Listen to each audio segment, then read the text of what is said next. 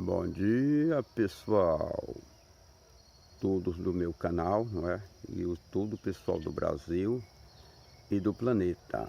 Hoje vou fazer um vídeo contando a história de minha avó. 2/5/2021. Aqui é o belíssimo pé de genipapo, o melhor licor que você pode fazer para o Brasil, diz que é o de genipapo. Para mim, o melhor que eu acho mesmo é o de jabuticaba. Ali eu tenho uns pés de jabuticaba aqui no meu quintal, próximo à quinta do Genésio, meu pai. Eu vou falar da história da mãe dele, não é? Genésio aqui, mostrando essa belíssima de natureza, aqui é o pé de Uiti do Pará. Lá está uma moita de banana mais alongada, aroeira, madeira importante no Brasil. O periquito cantor voando da aroeira. Vamos lá.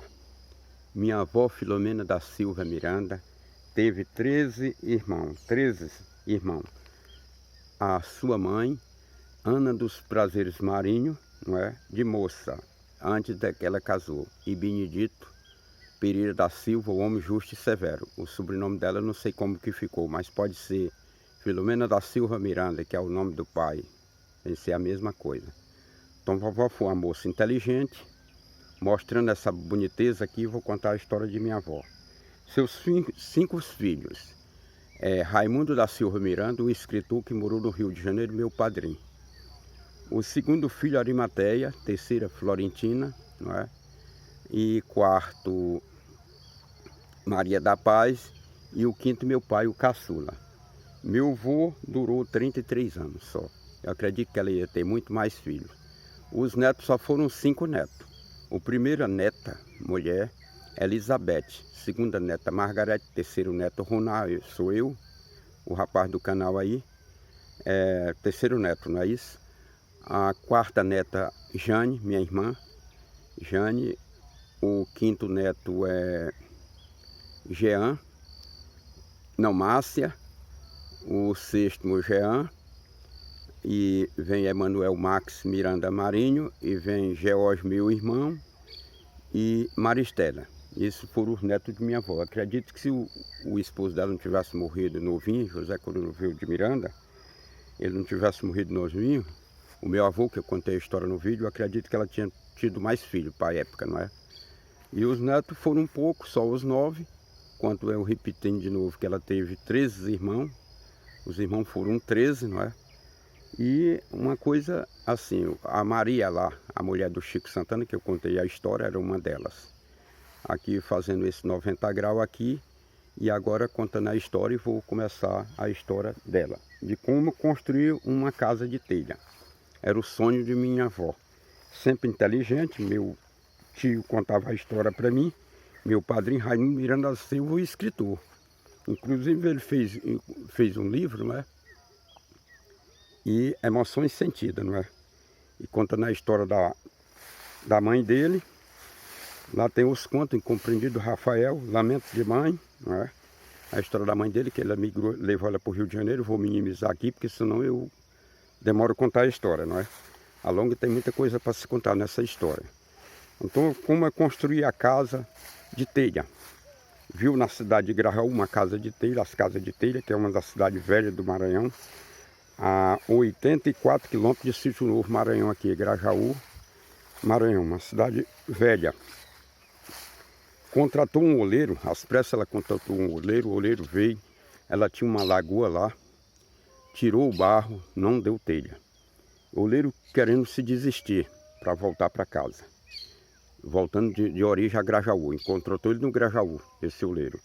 Ela disse, não, por isso não. Arrumou a tropa de burro e mandou tirar lenha, a turma carregando lenha e botando lenha, e a turma carregando barro e construir o forno.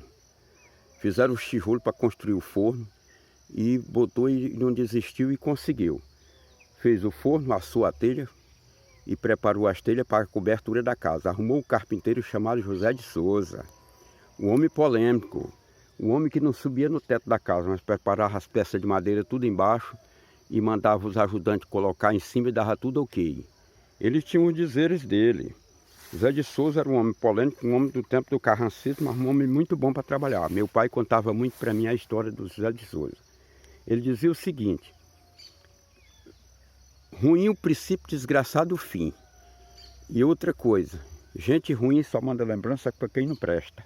Se é de morrer empanzinado, se é de morrer com fome, mas antes empanzinado. A triste sina que ele disse, isso aí é coincidência, isso aí não é castigo, não é nada. Terminou o homem morrendo, empanzinado mesmo, de verdade. Então isso foi muito doloroso, mas construiu a casa da minha avó e ainda hoje existe a casa lá. Olha o fenômeno da natureza, essa névoa que está caindo por aqui. Aqui eu escolhi o local para fazer essa história, mostrando os pés de macaúba. Um belíssimo pé de macaúba, está aqui um pé de armagoso. O pessoal do interior fala assim, a planta amarga, não sei porquê. Minha garganta aqui travou, não sei por que foi. Acho que é a frieza, que eu levantei cedo. Levantei 1 da manhã, não é? E estou aqui, fazendo esse vídeo, falando da coisa aqui, da história de minha avó. Uma mulher muito inteligente, Filomena Miranda da Silva. E outra coisa, essa minha história eu falo tudo da época, não é? Aqui vou contar a história da época do encarnado e do tempo do ri-ri.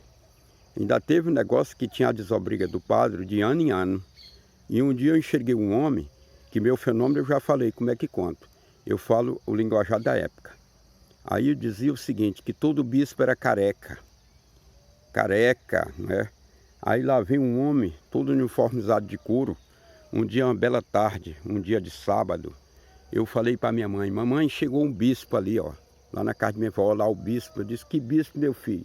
Olha lá o homem careca. Ela disse, não, meu filho, ali é um vaqueiro, com uniforme de couro. Mas por que eu falei isso? Porque sempre quando o padre chegava a desobriga, não é? O padre falava em bispo, e o padre vinha em ano, não é? E tem a história do Chico Branco, meu cabeleireiro, que quando eu estava no meio de multidão, que enxergava o Chico Branco, saía correndo para morrer de medo e chorando. Porque quando ia cortar o cabelo na máquina dele, puxava meus cabelos. Pois tchau, gente.